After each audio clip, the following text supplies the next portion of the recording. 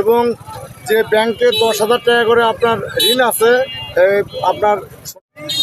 আসসালামু আলাইকুম। ওয়ালাইকুম আসসালাম। অসংখ্য ধন্যবাদ ভাইজান আপনাকে কথা বলার সুযোগ করে দেওয়ার জন্য। তো ভাইজান সর্বপ্রথমে জানতে চাচ্ছি আপনি কেমন আছেন? আলহামদুলিল্লাহ ভালো। যাক, ভালো আছেন আলহামদুলিল্লাহ। তো ভাইজান আপনার নামটা জানতে পারি? আমার নাম আব্দুল বারিক, কামদেয়া ইউনিয়ন বিএনপির প্রচার সম্পাদক ইউনিয়নে। অসংখ্য ধন্যবাদ ভাইজান আপনাকে।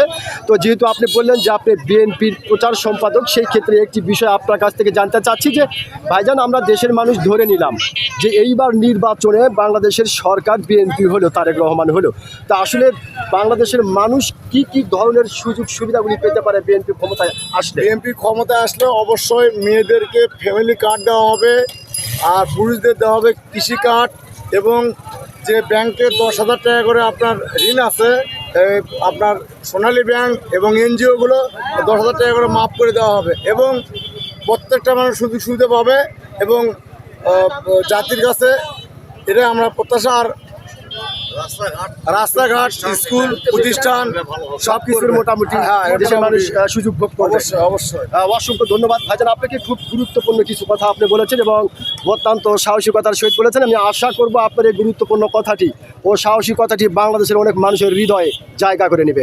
অসংখ্য আলহামদুলিল্লাহ ধন্যবাদ। আলহামদুলিল্লাহ। আলহামদুলিল্লাহ।